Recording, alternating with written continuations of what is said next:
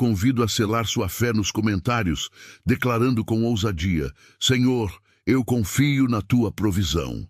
Para que possamos abraçar esta verdade com a fé que ela exige, precisamos primeiro demolir a mentira de que Deus só ouve orações eloquentes ou petições feitas em o público.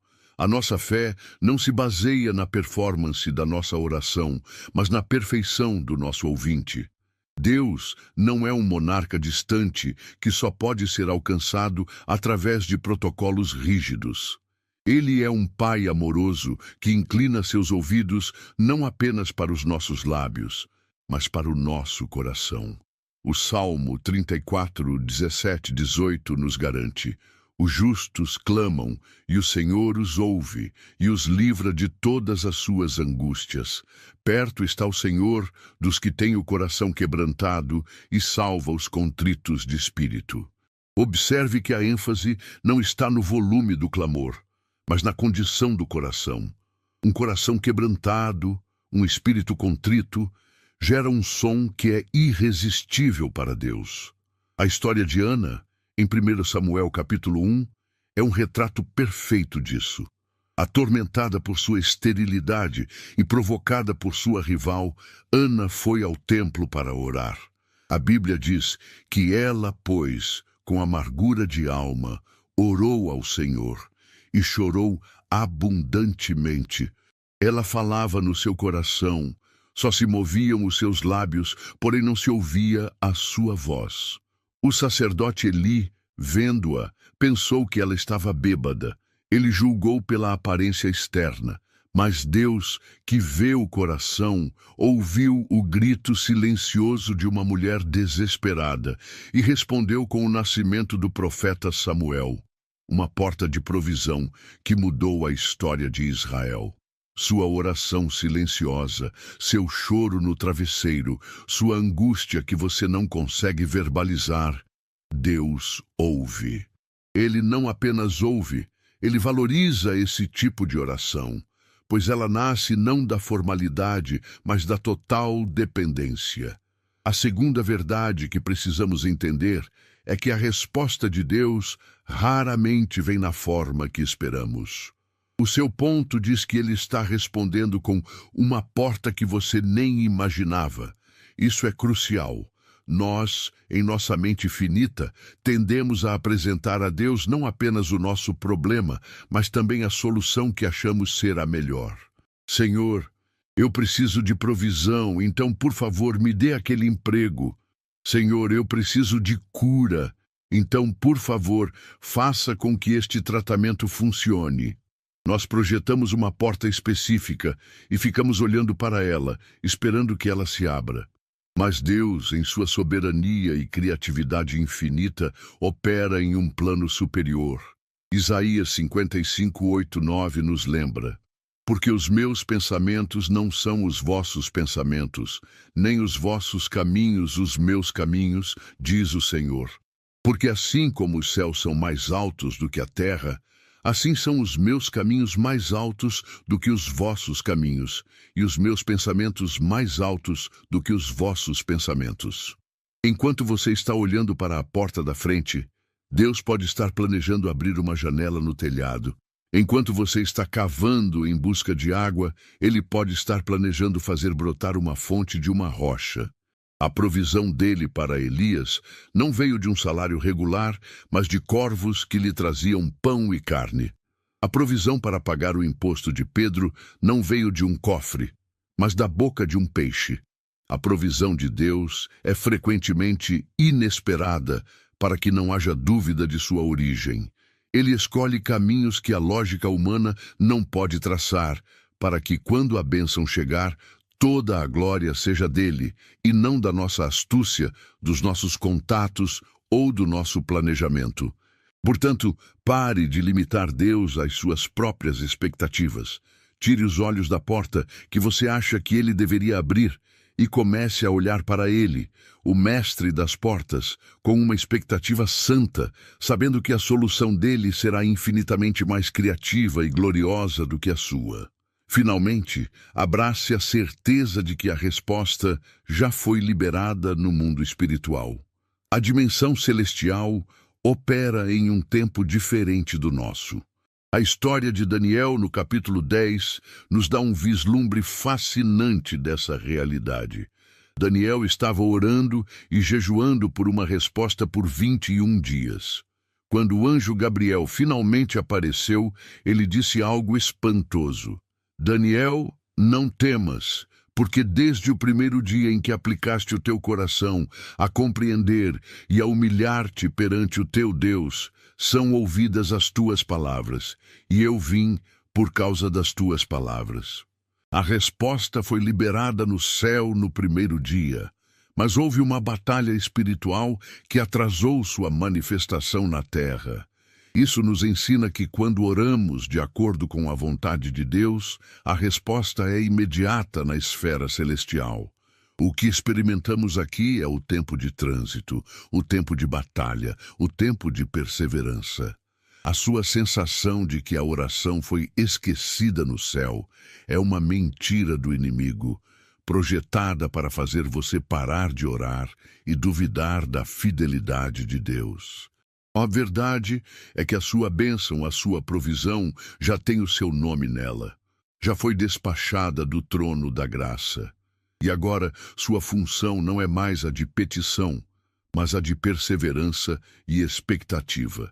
É manter-se firme na fé, agradecendo a Deus pela resposta que já é sua em Cristo Jesus e resistindo às mentiras do inimigo que tentam te convencer do contrário. O céu não está em silêncio, ele está em atividade. O decreto de provisão já foi assinado. A porta que você nem imaginava já está começando a girar em suas dobradiças celestiais. Prepare-se para atravessá-la. No exato momento em que a esperança começa a brotar em seu coração, no instante em que você começa a crer que uma porta de provisão inesperada está se abrindo, é precisamente aí que o inimigo de nossas almas intensifica seus ataques. Ele lança uma campanha de bombardeio contra a sua mente, usando a arma da lógica e da realidade para tentar anular a promessa de Deus. Ele sussurra: como isso vai acontecer? Você não tem o dinheiro, você não tem os contatos, você não tem a qualificação. Olhe para a sua situação. Seja realista. É impossível. E é por isso que a segunda verdade que precisamos selar em nosso espírito esta noite é esta. A porta que Deus vai abrir para você não depende de forma alguma da lógica humana, dos seus contatos sociais ou do seu saldo bancário. Ela depende única e exclusivamente da integridade da sua promessa. O inimigo quer desesperadamente que você desista no momento que antecede o milagre, pois ele sabe que a provisão já está a caminho, e seu último recurso é fazer com que você aborte a bênção pela incredulidade. O comando do céu para você hoje é um grito de guerra. Não ceda agora. Resista mais um pouco, permaneça firme. A provisão está mais perto do que você imagina. A nossa mente humana está programada para operar dentro de um sistema de causa e efeito. Entendemos que para construir uma casa precisamos de materiais e mão de obra.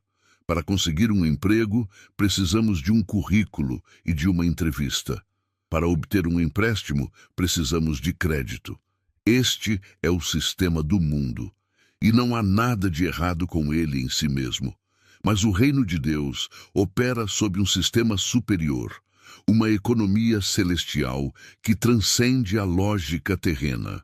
O sistema de Deus não se baseia em recursos, mas em relacionamento. Não se baseia em mérito, mas em misericórdia. Não se baseia em contatos, mas em aliança. A moeda do reino de Deus é a fé na sua palavra. Quando Deus decide abrir uma porta, ele não consulta o seu extrato bancário, ele não pede para ver o seu diploma, ele não verifica sua lista de contatos no LinkedIn. Ele consulta apenas a sua própria vontade, o seu próprio propósito e a sua própria promessa. E a sua promessa, como nos diz 2 Coríntios 1:20, é que tantas quantas forem as promessas de Deus, nele está o sim. Portanto, por ele seja o Amém, para a glória de Deus, por nosso intermédio. Em Jesus, cada promessa de provisão, de cura, de restauração, já tem um sim divino carimbado sobre ela. Nossa fé é o Amém, que atrás do reino espiritual para a nossa realidade. A história da provisão de Deus para o profeta Elias, em 1 Reis 17, é um exemplo clássico dessa economia celestial. Deus o envia para Querite, onde ele é sustentado por corvos. Pense na ilógica disso. Corvos são aves egoístas conhecidas por roubar. Mas Deus os transforma em entregadores de comida. A provisão não dependia da lógica da natureza, mas do comando de Deus.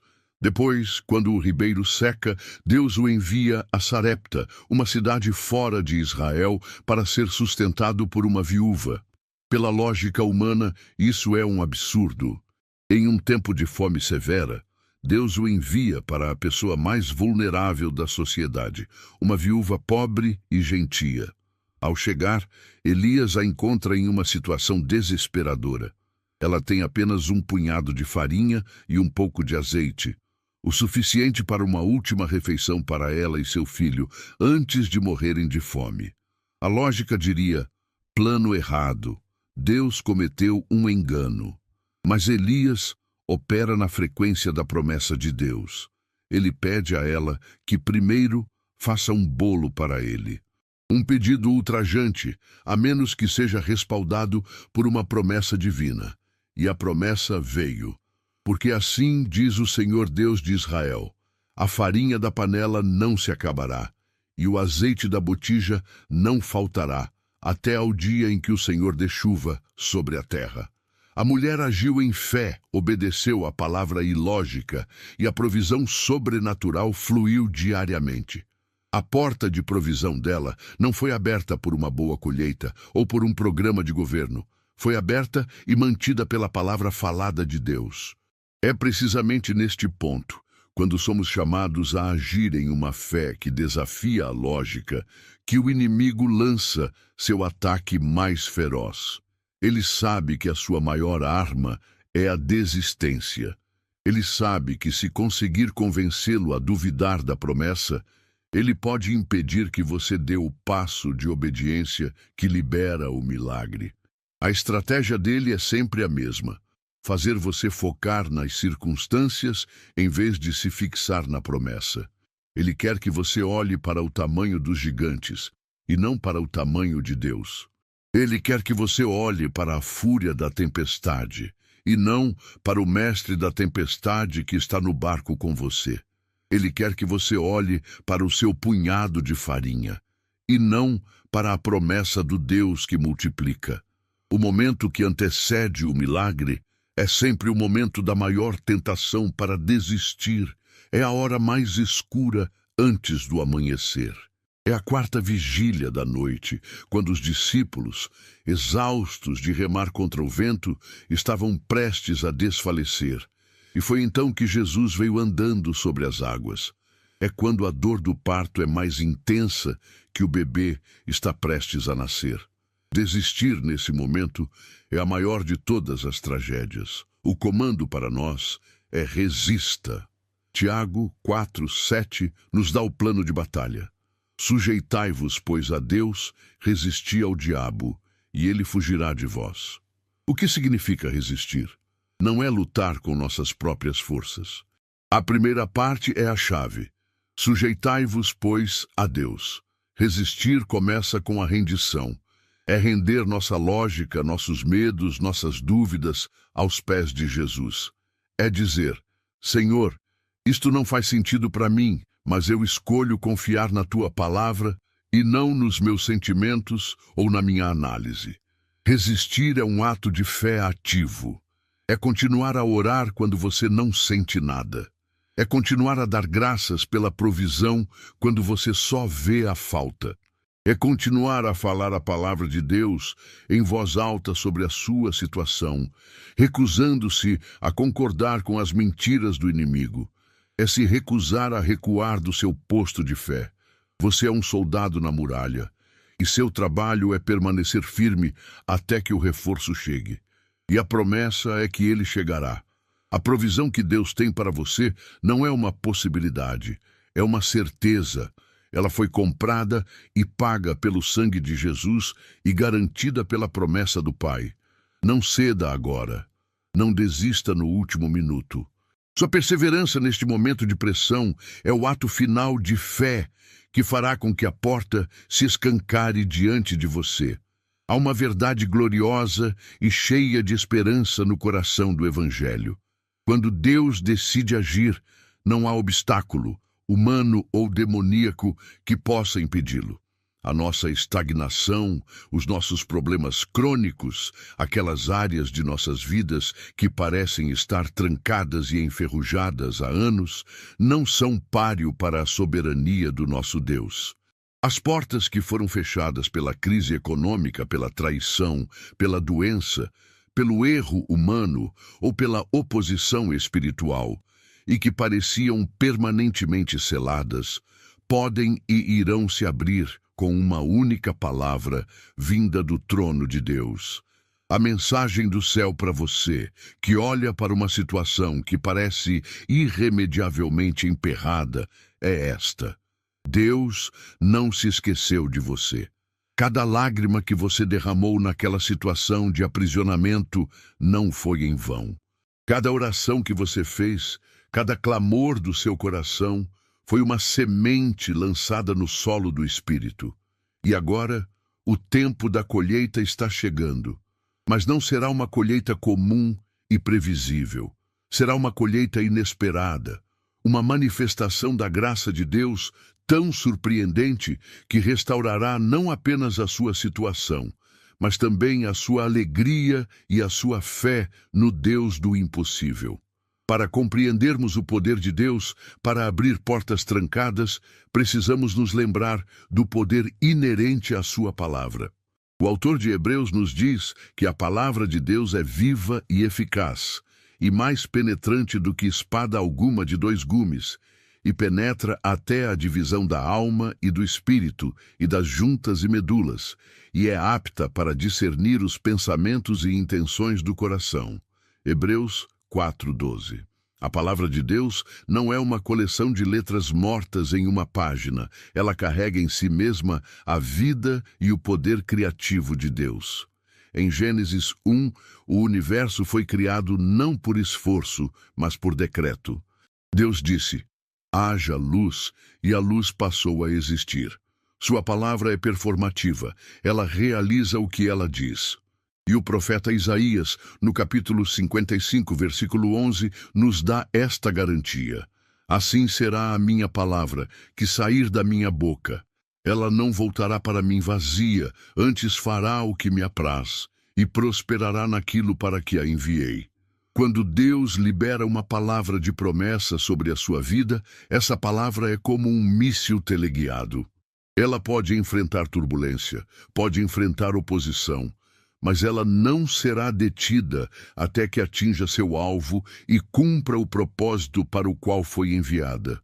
Portanto, a porta trancada em sua vida não é mais forte do que a palavra de promessa que Deus lhe deu. A sua tarefa é se apegar à palavra, e a tarefa da palavra é abrir a porta. A Bíblia está repleta de exemplos literais e figurativos de Deus, abrindo portas que estavam humanamente e fisicamente trancadas. Pense na libertação de Pedro da prisão em Atos, capítulo 12. Ele estava na prisão, vigiado por 16 soldados, acorrentado entre dois deles, com sentinelas guardando a porta. A situação era de segurança máxima, humanamente impossível de escapar. A igreja, no entanto, não estava focada na força das correntes ou na espessura dos muros. Fazia-se contínua oração por ele a Deus. E no meio da noite, um anjo do Senhor apareceu. Uma luz brilhou na cela. As correntes caíram de suas mãos, e o anjo o guiou para fora. Eles passaram pela primeira e pela segunda guarda, e então chegaram à porta de ferro que dava para a cidade. E aqui está a chave, a qual se lhes abriu por si mesma. A porta mais forte, a barreira final, abriu-se automaticamente diante da presença e do propósito de Deus. Deus não precisou de um ariete. Sua simples presença foi suficiente.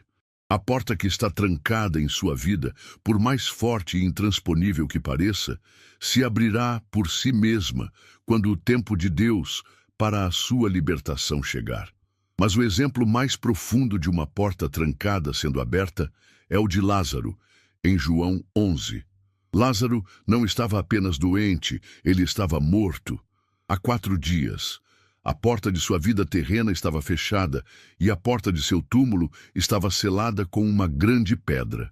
A morte, o inimigo final, o havia trancado. A lógica, a biologia e a experiência humana diziam que era o fim. Até mesmo Marta, uma seguidora de Jesus, disse: Senhor, já cheira mal, porque é de 4 dias. Mas Jesus, que é a ressurreição e a vida, não se intimida com a porta da morte. Ele se posiciona diante do túmulo e libera a palavra de poder. Lázaro, vem para fora. E aquele que estava morto, amarrado em faixas funerárias, saiu, vivo. A palavra de Jesus abriu a porta que nem mesmo a morte pôde manter fechada. Se a palavra de Deus pode abrir a porta de um túmulo, ela certamente pode abrir a porta das suas finanças, do seu casamento, da sua saúde, do seu ministério. Não há nada tão morto em sua vida que não possa ser ressuscitado pela palavra de comando do Mestre. E isso nos leva à bela e eterna verdade de que toda lágrima foi uma semente.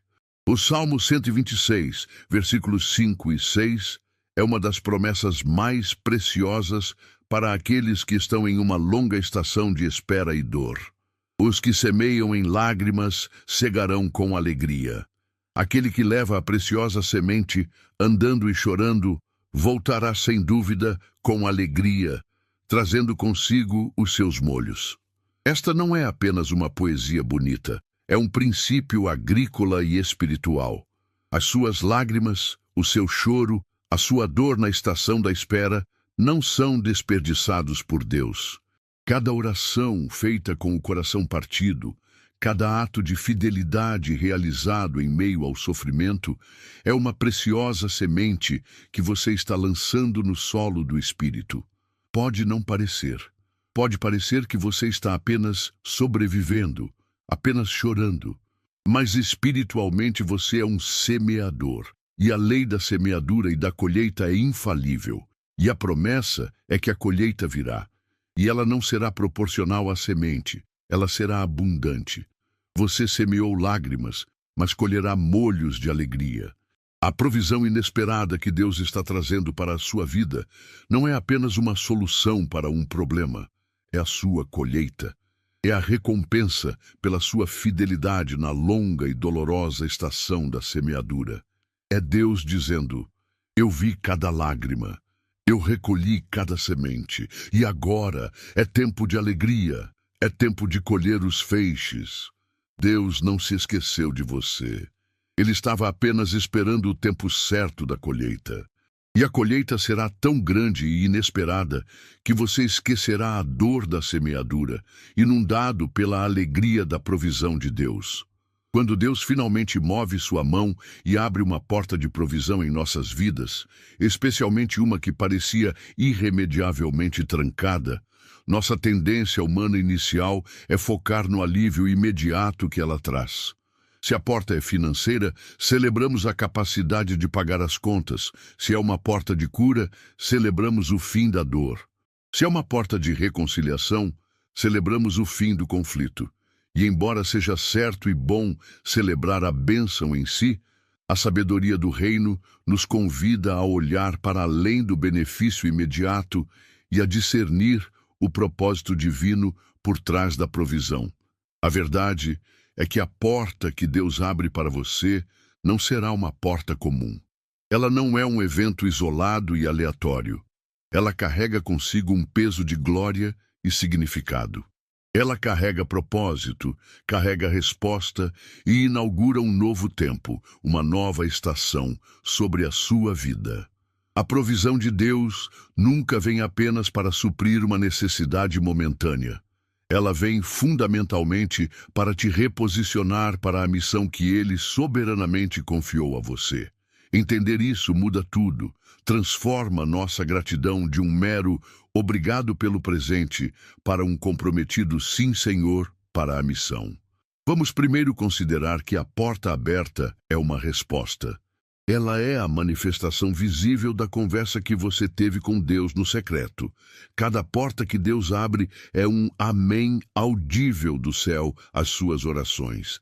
Ela é a confirmação de que Ele não apenas ouviu, mas agiu. É a vindicação da sua fé durante a longa noite de espera. Pense na alegria de Zacarias e Isabel em Lucas, capítulo 1. Eles eram avançados em dias, e Isabel era estéril. A porta para terem filhos estava biologicamente fechada e trancada. Eles haviam orado por isso durante toda a sua vida. E então um anjo aparece a Zacarias no templo e anuncia que sua oração foi ouvida e que Isabel daria à luz um filho, João. A abertura daquela porta de provisão não era apenas sobre ter um filho para lhes fazer companhia na velhice. Era a resposta a décadas de oração, a restauração da honra deles em uma cultura que via a esterilidade como uma vergonha e a prova da fidelidade de um Deus que nunca se esquece de uma oração sincera. Quando Deus abrir a sua porta, reserve um tempo para se lembrar das orações específicas que você fez, das lágrimas que derramou, e reconheça a provisão como a resposta direta e pessoal de Deus a você. Isso aprofundará sua intimidade com Ele e fortalecerá sua fé para as batalhas futuras.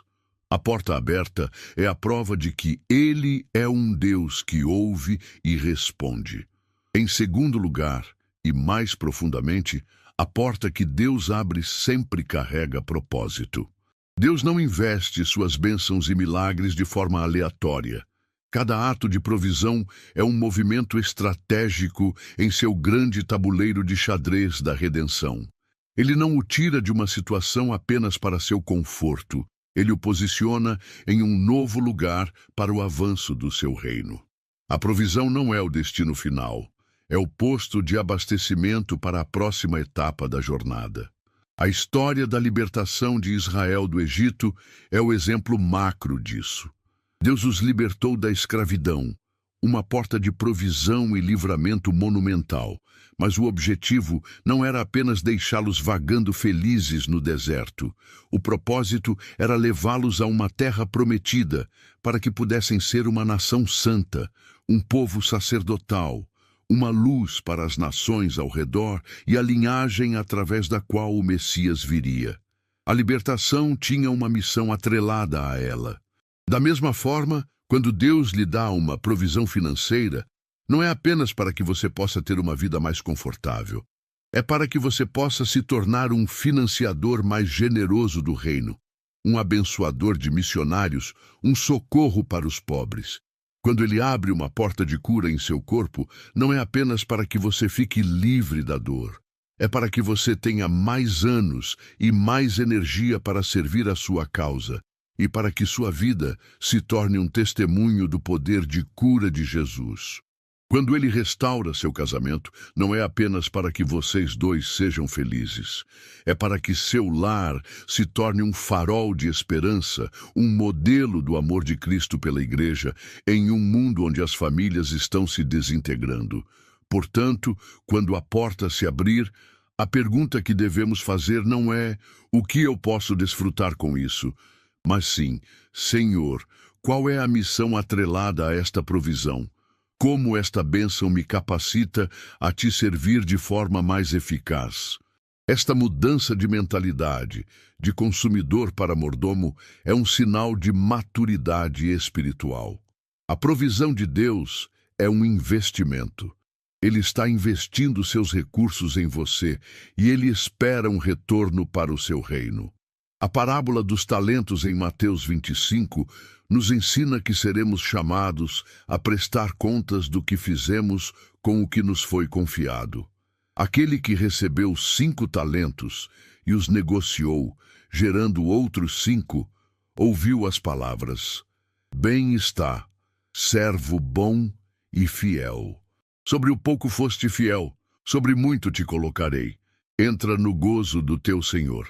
A provisão fielmente administrada para o propósito do reino leva a uma responsabilidade ainda maior e a uma intimidade mais profunda com o Mestre. Finalmente, a porta que Deus abre inaugura um novo tempo, uma nova estação sobre a sua vida. É uma declaração do céu de que a estação da espera, da semeadura em lágrimas, da provação, acabou. E uma nova estação de frutificação, de alegria e de avanço começou. O apóstolo Paulo, em 1 Coríntios 16, 9, usa essa linguagem quando diz: porque uma porta grande e eficaz se me abriu, e há muitos adversários. Ele entendia que uma porta aberta por Deus significava uma nova oportunidade para o Evangelho, uma nova esfera de influência, uma nova estação de ministério eficaz. Da mesma forma, a sua porta de provisão é o portal para uma nova fase da sua vida. Coisas que eram difíceis na estação passada se tornarão mais fáceis. Oposições que pareciam intransponíveis começarão a ceder. Você sentirá um novo vento do Espírito soprando em suas velas. É crucial reconhecer e abraçar essa mudança de estação. Não continue a viver com a mentalidade da estação anterior. Se você estava na estação do deserto, não continue a viver com uma mentalidade de escassez quando Deus o trouxe para a terra prometida. Comece a pensar de forma diferente. Comece a sonhar de novo. Comece a agir com a ousadia que a nova estação exige. A porta que Deus abriu não é apenas uma saída da sua antiga prisão, é uma entrada para o seu novo palácio de propósito. Atravesse-a com gratidão, com um senso de missão e com a fé para abraçar tudo o que Deus tem para você nesta nova e gloriosa estação da sua vida. Em tempos de crise pessoal, de escassez e de incerteza, é muito fácil sermos infectados pela mentalidade do mundo ao nosso redor. Ligamos as notícias e ouvimos sobre recessão, inflação, desemprego. Olhamos para nossas próprias circunstâncias e vemos a conta bancária diminuindo, as dívidas aumentando, as oportunidades desaparecendo. E, sutilmente, começamos a projetar essa realidade terrena sobre a realidade celestial. Começamos a pensar que, de alguma forma, a crise da terra afetou a economia do céu. Começamos a duvidar da capacidade de Deus de prover, como se ele também estivesse sujeito às flutuações do mercado de ações. Mas a verdade do Evangelho que precisa explodir em nosso espírito hoje é esta: o céu não está e nunca esteve em crise. O trono de Deus não está passando por um programa de austeridade. Os celeiros do céu não estão se esvaziando. E a notícia mais gloriosa é que você, como filho e herdeiro de Deus, foi incluído no plano de suprimento divino, um plano que é imune às crises, recessões e pandemias deste mundo. A promessa do céu para você é clara: você vai vencer. E a provisão para essa vitória virá muitas vezes de onde ninguém espera, precisamente para que não haja dúvida de que foi Deus e somente Deus quem fez. Para fortalecer nossa fé nesta verdade, precisamos entender a natureza do nosso Deus como Jeová Jiré, que significa o Senhor proverá. Este nome de Deus foi revelado em Gênesis 22, em um dos testes de fé mais extremos de toda a Bíblia. Deus pede a Abraão que sacrifique seu único filho, Isaque, o filho da promessa. Abraão, em um ato de obediência de partir o coração, sobe o monte Moriá, amarra seu filho e levanta o cutelo. Naquele momento, o anjo do Senhor o impede e lhe mostra um carneiro preso pelos chifres em um arbusto.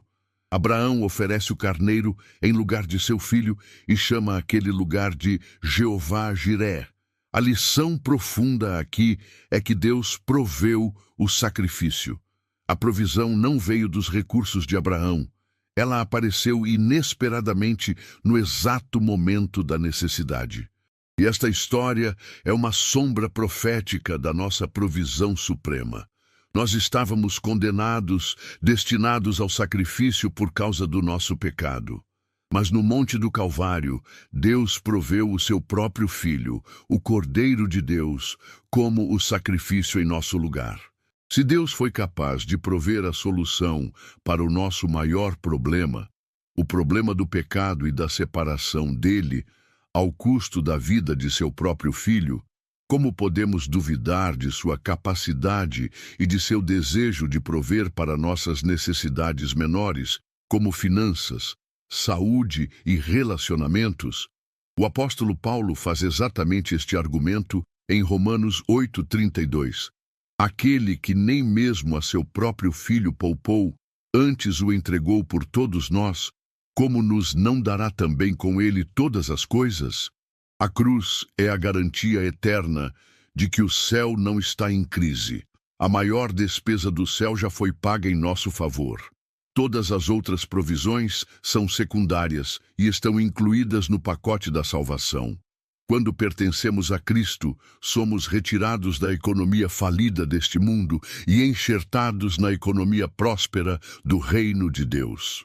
O apóstolo Paulo, escrevendo aos filipenses que o haviam abençoado financeiramente, lhes dá esta promessa extraordinária em Filipenses 4:19. O meu Deus, segundo as suas riquezas em glória, suprirá todas as vossas necessidades em Cristo Jesus. Observe a fonte da provisão. Não é segundo a economia mundial, não é segundo o seu salário, não é segundo suas economias. É segundo as suas riquezas em glória. A fonte é ilimitada, infinita, inesgotável.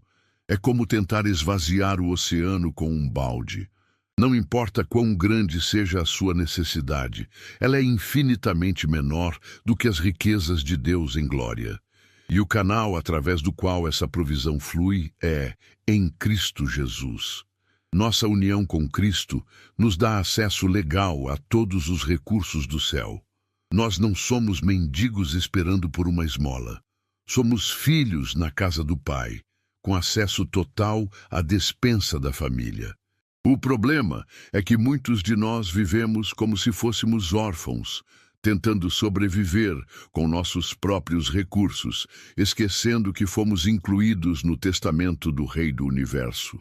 Uma das marcas registradas da provisão divina é que ela frequentemente vem de fontes inesperadas. Deus adora nos surpreender. Ele faz isso por um motivo estratégico, para que ele receba toda a glória. Se a provisão sempre viesse do lugar mais lógico, um aumento de salário, um bônus esperado, um investimento que deu certo, nós poderíamos ser tentados a dar o crédito à nossa própria inteligência, ao nosso trabalho duro ou à sorte. Mas quando a provisão vem de um corvo, da boca de um peixe, de uma viúva pobre, de um reembolso de imposto inesperado, de um presente de alguém que mal conhecemos, ou de uma porta de negócio que se abre em um setor que nunca consideramos, então não há como negar. Somos forçados a cair de joelhos e dizer: isto foi Deus. Ele contorna os canais naturais para nos mostrar que Ele é o Deus do sobrenatural. A história da multiplicação dos pães e peixes é um exemplo perfeito. Os discípulos, operando na lógica humana, disseram: 200 denários de pão não lhes bastarão. Eles viram a necessidade e a falta de recursos. Mas Jesus pegou o que parecia ridiculamente inadequado, 5 pães e 2 peixes, e o multiplicou para alimentar uma multidão. A provisão não veio de uma padaria em uma cidade próxima. Ela veio através de um milagre nas mãos do Mestre, usando uma fonte completamente inesperada. Prepare-se para ser surpreendido por Deus. A resposta para a sua oração pode não estar na direção que você está olhando. Mantenha seu coração aberto e seus olhos fixos nele, pois a provisão virá de um lugar que ninguém espera, para que todos saibam que foi Ele quem fez. Portanto, a mensagem para você hoje é: levante a sua cabeça. Pare de olhar para as ondas da crise mundial. Pare de se angustiar com as suas limitações. Você foi incluído no plano de suprimento divino. Você vai vencer, não porque você é forte, mas porque o seu provedor é todo-poderoso. A sua vitória já foi decretada. A sua provisão já foi garantida na cruz. Recuse-se a duvidar. Recuse-se a entrar em pânico. Descanse na verdade de que o céu não está em crise e que o seu Pai Celestial sabe exatamente do que você precisa. E Ele se deleita em mostrar o seu poder e o seu amor ao prover para você de maneiras que vão além da sua imaginação mais fértil. A sua vitória não é uma questão de se, mas apenas de quando e como. E a resposta para ambas as perguntas será gloriosamente surpreendente. Em nossa caminhada de fé, um dos maiores desafios é a tirania do tempo.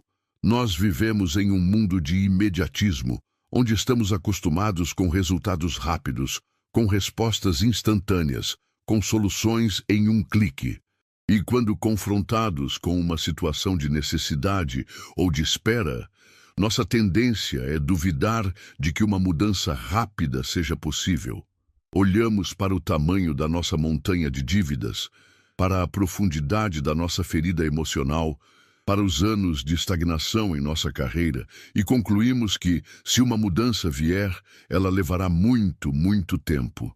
Mas esta noite, o Espírito de Deus quer quebrar essa mentalidade de limitação temporal em seu coração.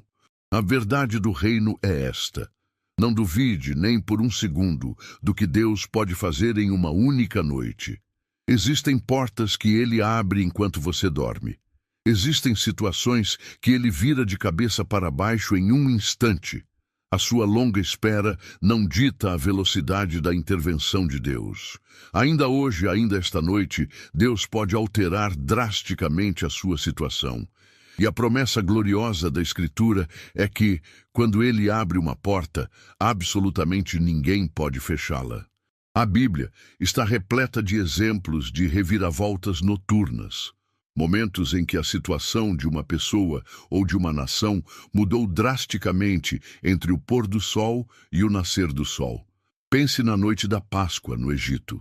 Por 430 anos, os filhos de Israel foram escravos, vivendo sob opressão brutal. A situação parecia permanente, sem esperança. Mas em uma única noite, a noite da Páscoa, Deus moveu sua mão com poder. O anjo da morte passou. O poder de Faraó foi quebrado, e na manhã seguinte, uma nação inteira de escravos saiu marchando em liberdade, carregando as riquezas de seus opressores. Uma situação de 430 anos foi revertida em uma noite. Pense no rei Ezequias e na cidade de Jerusalém, cercados pelo exército assírio de Senaqueribe, o exército mais poderoso do mundo na época. O inimigo zombou deles, blasfemou contra Deus e exigiu sua rendição. Humanamente, não havia escapatória. Ezequias foi ao templo, rasgou suas vestes e clamou a Deus. E a Bíblia nos conta em 2 Reis 19:35 o que aconteceu naquela noite. Sucedeu, pois, que naquela mesma noite saiu o anjo do Senhor e feriu no arraial dos assírios a 185.000 deles, e quando se levantaram pela manhã cedo, eis que todos eram corpos mortos. Uma ameaça de aniquilação total foi eliminada enquanto eles dormiam. Talvez o exemplo mais pessoal seja o do apóstolo Paulo e de Silas na prisão de Filipos, em Atos 16. Açoitados, com os pés presos em um tronco na parte mais interna da prisão, a situação deles parecia sombria e longa, mas à meia-noite eles começaram a orar e a cantar hinos a Deus. E a Bíblia diz que, de repente, sobreveio um tão grande terremoto que os alicerces do cárcere se moveram e logo se abriram todas as portas e foram soltas as prisões de todos. A libertação deles não foi um processo longo e gradual de apelação judicial. Foi uma intervenção súbita, poderosa e noturna de Deus. Existem portas em sua vida que não se abrirão através de um processo longo, mas através de um de repente de Deus. Você pode ir dormir esta noite com um fardo, com uma preocupação, com uma sentença, e acordar amanhã de manhã em uma realidade completamente diferente, porque Deus trabalhou em seu favor enquanto você dormia. O Salmo 127:2 nos lembra que aos seus amados Ele o dá enquanto dormem. Existem bênçãos, existem libertações, existem provisões que Deus nos entrega enquanto descansamos nele para nos mostrar que a obra não foi nossa, mas dele. Esta capacidade de Deus de agir subitamente está ligada à sua soberania sobre o tempo. Para nós, o tempo é linear e limitante. Para Deus, que habita na eternidade, todos os tempos são um eterno agora.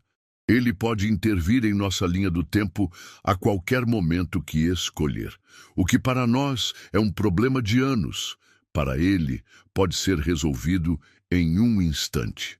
O que Ele precisa de nós é a fé para acreditar em um Deus de repentes.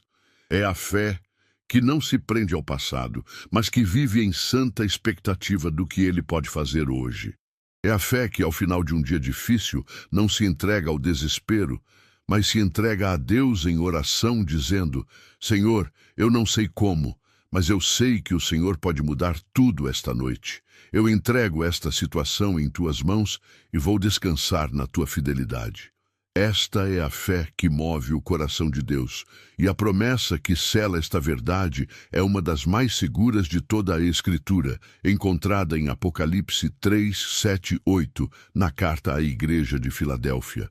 Jesus se descreve como o que é santo, o que é verdadeiro, o que tem a chave de Davi, o que abre e ninguém fecha, e fecha e ninguém abre.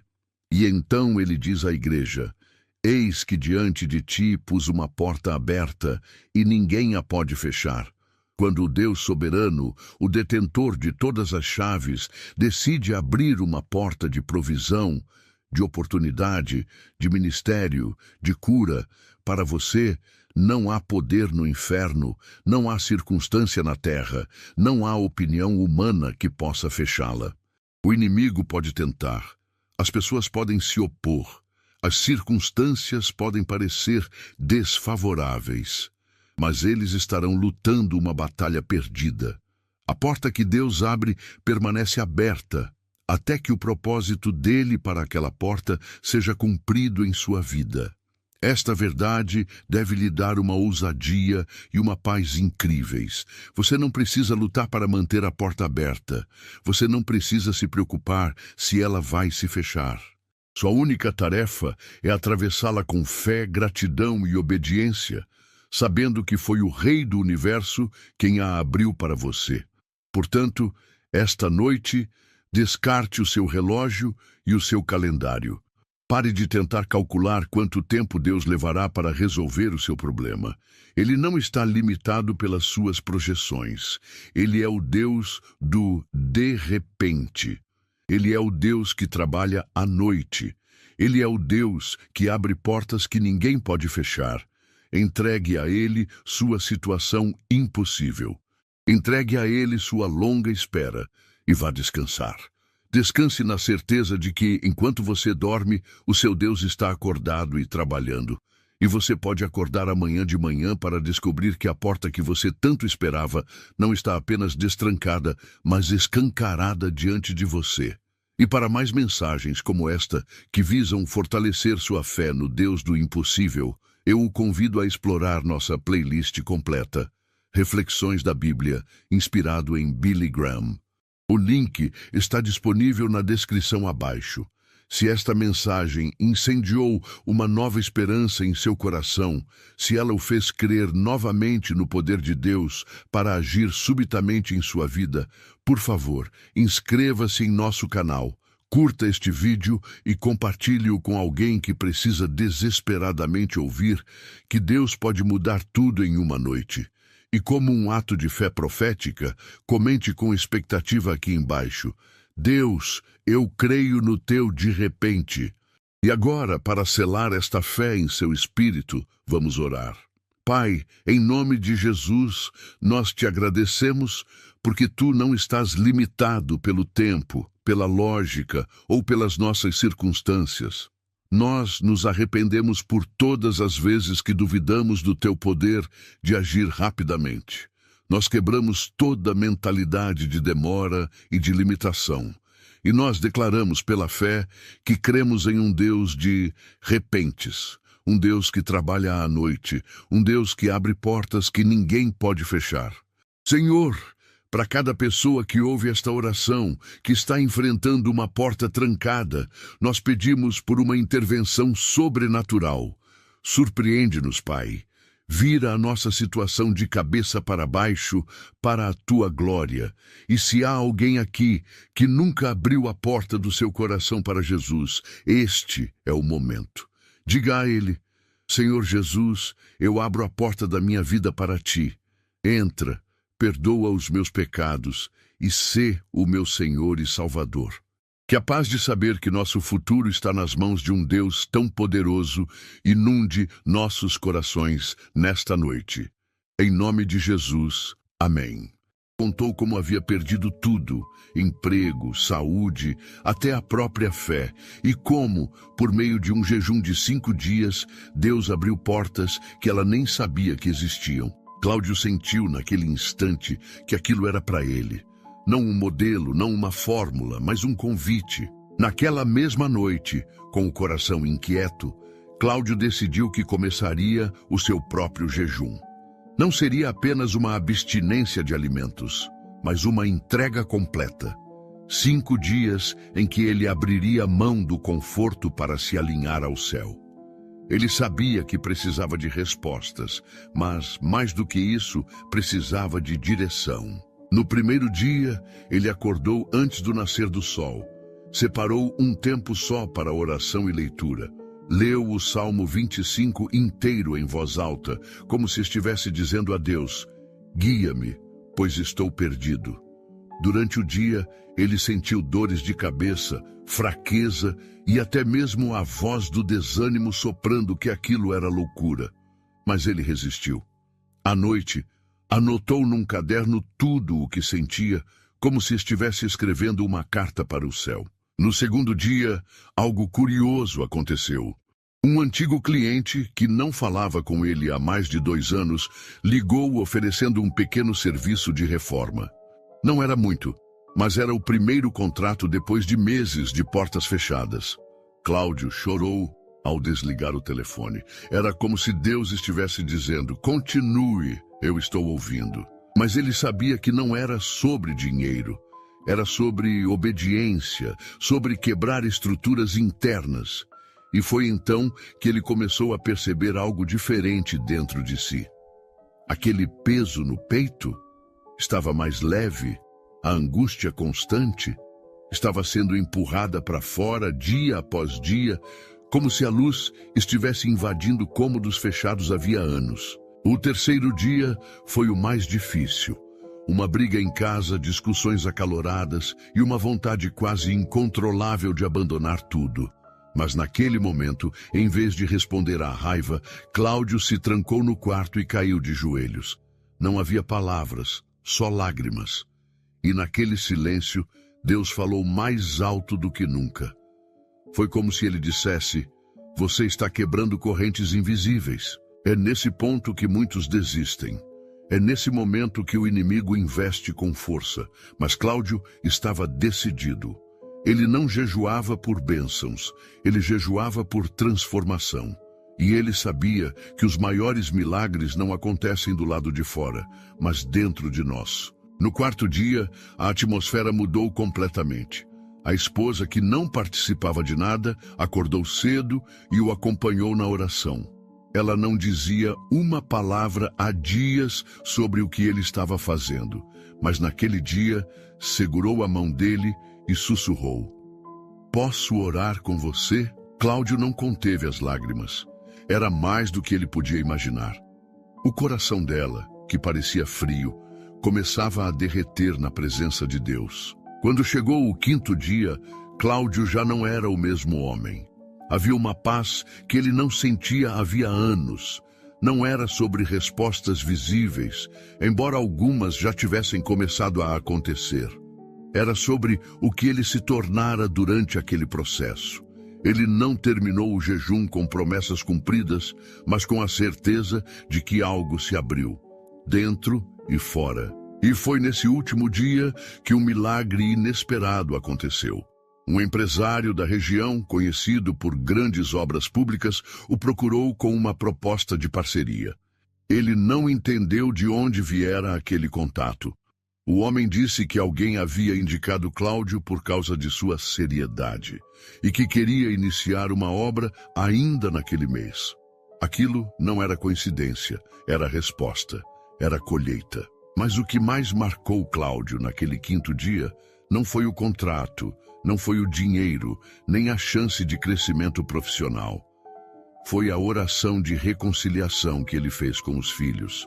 Numa roda improvisada no quintal, todos choraram. E ali, entre lágrimas e abraços, Cláudio entendeu o que Deus queria desde o começo: restaurar o que estava quebrado. E isso começou dentro dele. E você está enfrentando dias de portas fechadas? Tem sentido que tudo está travado, que os céus estão calados? Talvez seja o momento de fazer uma entrega completa. Não de forma automática, mas de coração. 5 dias que podem mudar o rumo da sua história. Após o término do jejum, Cláudio não voltou à sua rotina como antes. Algo dentro dele havia mudado de forma irreversível. As palavras que ele costumava repetir no automático: vai dar certo, Deus está no controle, um dia melhora, agora tinham peso, profundidade, raiz. Ele compreendia, enfim, que a espera de anos não era castigo, mas preparo. As portas não se abriram porque ele pediu mais alto, mas porque ele silenciou o coração. Os dias seguintes foram marcados por uma espécie de reverência. Cada decisão que tomava era precedida por oração. Ele agora acordava todos os dias às 5 da manhã, não por obrigação, mas porque desejava. Começava com um louvor baixinho, depois lia as escrituras e então escrevia no caderno, o mesmo em que registrou todo o processo do jejum. Era um diário de transformação, não apenas de eventos. Nesse caderno, ele começou a listar as pequenas portas que se abriram. Um amigo, que há tempo se afastara, o procurou pedindo perdão. Um vizinho, que zombava da fé dele, apareceu pedindo oração pela filha enferma. A esposa, antes distante, passou a se interessar por estudos bíblicos. E os filhos, os dois, antes mergulhados em jogos e distrações, passaram a ajudá-lo nas leituras matinais. Aos poucos, a atmosfera espiritual da casa estava sendo reconfigurada. Não era barulho, era presença. Mas algo chamou ainda mais sua atenção. Nos dias seguintes ao jejum, Cláudio começou a sonhar com frequência. Sonhos vívidos, cheios de significado, que o deixavam com o coração acelerado.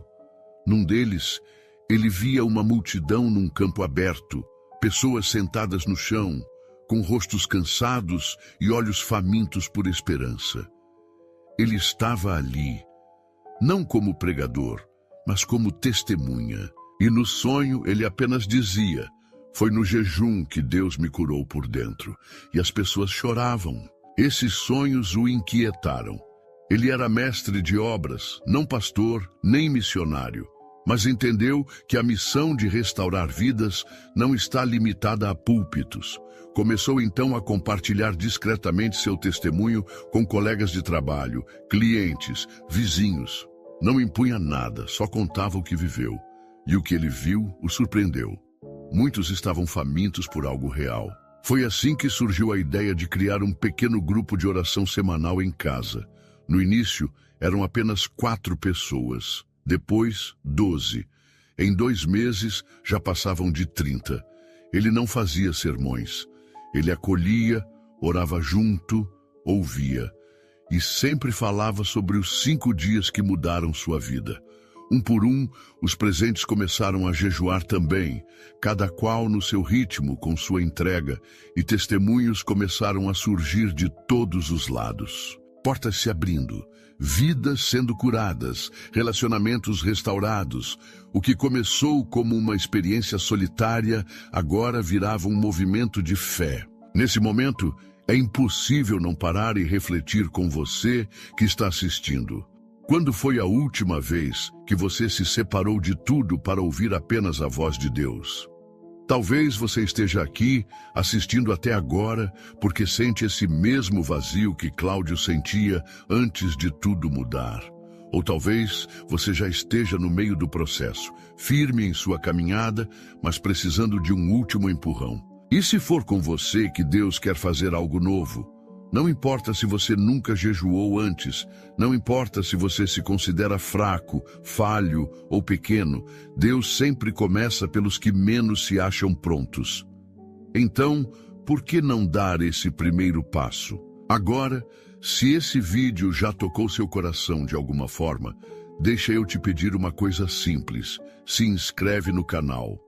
Sim, isso ajuda muito a manter essa mensagem viva e chegar a mais pessoas. Mas é mais do que isso. É como um sinal de que você quer continuar essa jornada. E já que estamos falando de transformação interior, comenta aqui embaixo algo muito simples. Eu quero viver o novo de Deus. Ou, se preferir, compartilha nos comentários como você está se sentindo nesse momento. É incrível ver como Deus usa as palavras de um para tocar o coração de muitos. E quem sabe a sua frase, o seu desabafo, seja justamente a resposta que outro alguém está esperando. Mas atenção, isso aqui não é sobre números, visualizações ou curtidas por vaidade. É sobre pessoas, é sobre almas, é sobre você e sobre o que Deus ainda vai fazer. No próximo bloco, vamos conhecer a história de uma jovem que entrou nesse grupo de oração criado por Cláudio e, mesmo vindo de um contexto completamente diferente, um passado marcado por vícios, violência e abandono, ela teve sua vida completamente reescrita pelo poder do jejum e da entrega sincera. Uma história real que vai te deixar sem palavras. O grupo de oração que Cláudio iniciou em casa crescia a cada semana, não por estratégia ou divulgação, mas pela força do testemunho. Não havia formalidade, paletó ou holofotes. Era chão batido, cadeira de plástico e coração aberto. Um lugar onde as palavras sinceras tinham mais valor que as frases bonitas. Foi numa dessas noites de oração que uma jovem de olhar perdido entrou pela primeira vez. O nome dela era Thaís, tinha 27 anos e carregava um passado que poucos teriam coragem de mencionar. Desde os 15, Thaís havia mergulhado no universo das drogas, tráfico e relacionamentos abusivos. Filha de uma mãe ausente e de um pai que foi preso quando ela ainda era criança, aprendeu cedo a se virar sozinha, mas ao custo de feridas profundas que só cresciam com o tempo. Naquela noite, ela entrou no grupo porque ouviu na rua uma vizinha falando que ali as pessoas oravam como se conversassem com Deus. Isso a deixou intrigada. Ela estava acostumada com portas fechadas, julgamentos rápidos e orações mecânicas. Mas algo no tom daquela vizinha acendeu uma curiosidade dentro dela. Será que Deus ainda fala com gente como eu? Pensou. Thaís se sentou no fundo, sem fazer barulho. Cláudio a viu, mas não disse nada. Sabia que certas pessoas precisam de tempo, espaço e acolhimento antes de qualquer palavra. Naquela noite, ele não pregou. Só contou mais uma vez como os 5 dias de jejum haviam reconfigurado sua existência. E então, como fazia sempre, ele fez silêncio. Era uma pausa longa, intencional. Um espaço para que quem estivesse ali pudesse ouvir. Não ele, mas Deus. Naquele silêncio, Thaís sentiu algo estranho. Primeiro, uma vontade de chorar, mas sem entender o motivo. Depois, um calor que vinha do centro do peito, como se alguém estivesse abrindo uma porta trancada havia muito tempo. Ela segurou o choro, mas as lágrimas escaparam sem pedir licença. Quando a reunião acabou, ela saiu calada, mas prometeu a si mesma que voltaria. E voltou. Na semana seguinte, na outra e mais outra. Foi só no quinto encontro que ela teve coragem de falar. Pediu a palavra e com a voz trêmula disse apenas: "Eu quero esse novo começo que vocês falam. Não sei como faz, mas eu quero." O grupo ficou em silêncio, depois começaram a aplaudir. Não por encenação, mas porque sabiam o peso que havia por trás daquela entrega. Cláudio se aproximou e apenas disse: "Você topa fazer um jejum de 5 dias comigo? Não precisa ser perfeito, não precisa ser total, só precisa ser sincero." Thaís hesitou. "Mas eu nunca fiz isso. Nem sei como começar." Ele sorriu e respondeu: "Você já começou. Quando disse que quer um novo começo, Deus já ouviu." No dia seguinte, Thaís iniciou o jejum.